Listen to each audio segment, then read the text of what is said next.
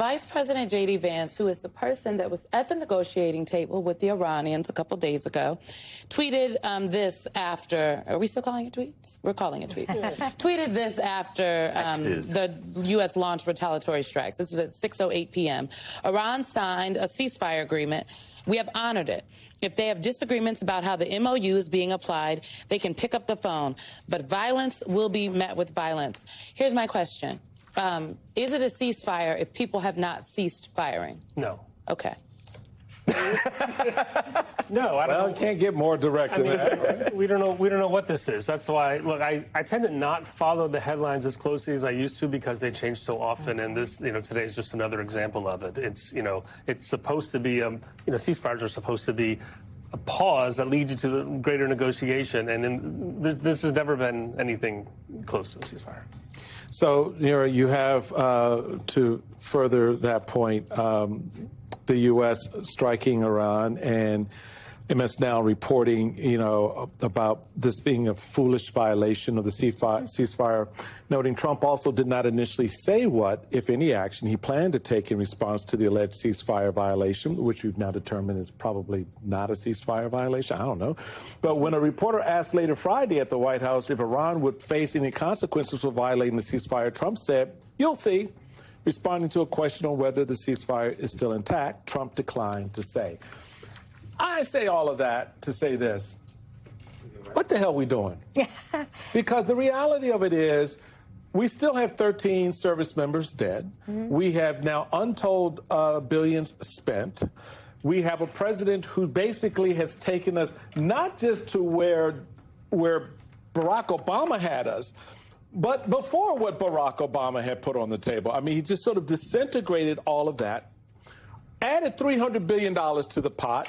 They get an additional $40 billion, just because I guess they're good. What are we doing here? Because the reality of it is ceasefire, whenever I hear this term now, folks, whenever I hear it, it means nothing. Mm-hmm. It means absolutely nothing because Donald Trump doesn't know what it means. And Iran, he's dealing with a country that he has put in a greater position of outmaneuvering the United States here than we've ever seen in the 49-year relationship between our two countries. So I think what is happening is that this every day is a demonstration of how the United States is losing or has lost this war. The reality of what's happening is that I think there was a gray area on the Strait of Hormuz in this MOU. And essentially, the Iranians are ensuring that they have tolling power over the Strait of Hormuz. That is what they are litigating over right now. And that's why they shot down this, or they attacked this ship, because it wasn't providing a toll. And so what is actually happening here is the Iranians are ensuring that for the future, they will control the Strait of Hormuz. And the most important fact of all of this is that Donald Trump provided a leverage to the Iranians that no president before has ever provided. Now they control, or are attempting to control, but it seems like they will likely control one of the most critical elements of the global economy, and that is control of the Strait of Hormuz. And nobody gave that power to them other than Donald Trump in launching a war of his own volition with one that he is unfortunately losing. And he tries to message this takes time, we're at an MOU, this is a long process, but the end of the day is this is managing a loss. Managing Kevin, we had Senator Blumenthal on the show, and he spoke at length about how this war that the New York Times said America has lost, by the way, has really degraded America's standing in the world. And you're a very smart guy. You understand this part of the world, the region. Yes, sir.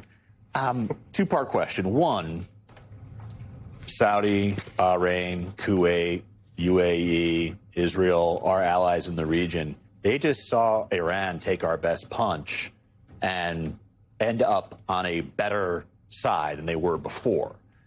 Europe just saw their NATO partner launch the best punch at Iran and take it back and not move anywhere.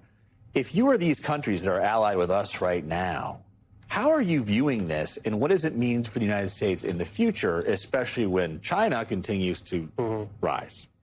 That's a good question. Look, the way that this war has been executed has revealed more, potentially more even so than the Ukraine war, the new face of warfare, right? The fact that an American pilot can fly into a swarm of drones that takes him down, just like you're hitting a flock of geese, changes warfare fundamentally. It changes the calculation for how countries defend themselves. It changes what they need to defend themselves and how safe they are right now. So much so that there's reports, I think it was in the Journal, that the United States is now floating new plans for the U.S. presence in the Middle East, meaning our base in Bahrain is not as safe as we thought it was because it got hit, and it got hit in vital capabilities. Same thing with the troops and the bases and capabilities in all those countries that you mentioned, and the idea of pulling or restructuring the force laydown from our allies in the Gulf states and moving them somewhere else. The first choice is into Israel because they have better air defenses, but there's obviously political and logistical complications with that. So, yes, the strike, as you said, best punch or a pretty good punch, but it's Iran. These are not normal or not peer enemies you're fighting. You're fighting regimes that are they're not rational actors, and they have extreme views to protect their power and their capabilities. So, like Neera was saying, Iran doesn't have to control the strait. All they got to do is be able to hit one tanker, and that's enough. They're doing something they weren't doing before because they didn't think they could get away with it, or they didn't need to, they didn't have to. Now they do, and they can. And as long as they do and they can, they have control. So unless this ends, I keep thinking, right? Tell me how this ends. It's allegedly over. I'm always remember Petraeus. Tell me how this ends.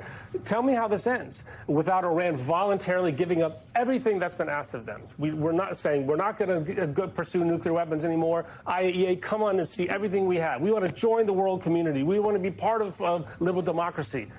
Nobody thinks that's going to happen. And the best punch, it wasn't just the military punch, it was that the regime. It was supposed to knock the regime out so that the people could rise and protest. None of it happened. And now the regime is even more fanatic. Neera, there are economic implications for this, real ones, not just gas prices, fertilizer, everything is going up. Yeah, I mean, I think the truth of this is that Donald Trump has recognized the kind of failure here and is trying to skedaddle out of this war. And I think what's actually interesting about this last couple of days is the leverage the Iranians have, that they're willing to reopen essentially the ceasefire.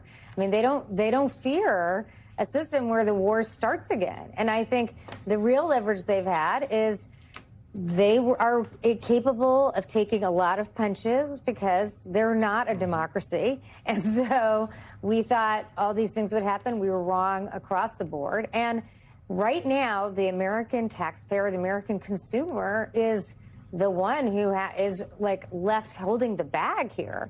And I think the truth is the Iranians are going to show that we can punch, we can take over the strait, we can threaten the strait. That's going to affect gas prices.